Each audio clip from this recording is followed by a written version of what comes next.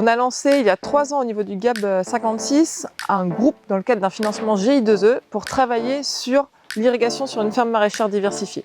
L'objectif, il est double. Il est à la fois de faire des économies d'eau sur ces fermes maraîchères tout en ayant une efficacité de l'irrigation pour les cultures.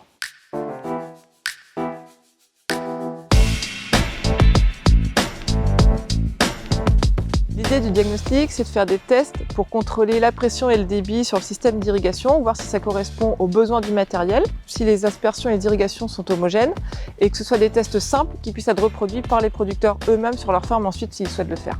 L'objectif de la journée, c'était de faire un diagnostic du système d'irrigation, de mettre le nez dedans un peu et de regarder concrètement ce qu'on a comme pluviométrie à l'issue d'une irrigation. Il est où le début du goutte à goutte? Au but. Et ça fait une ligne complète?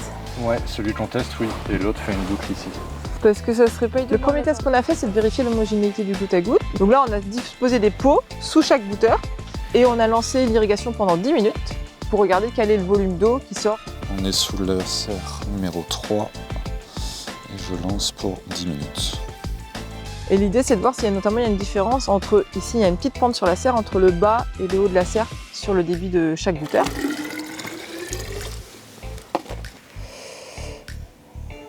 « 220. En parallèle, on a mis un manomètre à l'entrée du goutte à goutte pour voir si la pression à l'entrée du goutte à goutte correspond à la pression de fonctionnement du matériel. 4, 5. Sur ce deuxième test, on a essayé de voir si l'aspersion était homogène sur une ligne. Comme pour le goutte à goutte, on a contrôlé et le débit et la pression. Donc on a contrôlé la pression en début de ligne et en fin de ligne avec un objectif de ne pas avoir plus de 0,5 bar de différence entre le premier asperceur et le dernier asperceur. Parce que plus de 0,5 bar de différence, ça entraîne potentiellement une différence de débit trop importante entre le début et la fin de la ligne et du coup une aspersion qui ne sera pas homogène dans la serre. C'est parti.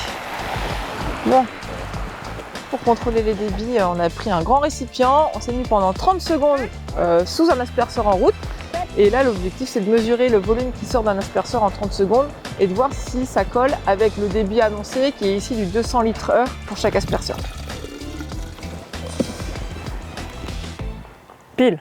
En plein champ, l'idée c'est la même, c'est de vérifier que l'aspersion elle est homogène sur une ligne et pour ça on va mesurer la pression en mettant un manomètre au niveau de chaque asperceur, entre le tuyau d'arrivée et l'asperceur, pour vérifier que la pression est la même en début de ligne et en fin de ligne. Ces tests s'inscrivent dans une approche plus globale. On a aussi vérifié les caractéristiques de la pompe, le plan du système d'irrigation, pour vérifier que le système dans sa globalité était cohérent pour pouvoir irriguer éventuellement une parcelle qui puisse être plus loin sur la ferme ou pouvoir lancer l'irrigation sur plusieurs chapelles sous serre également.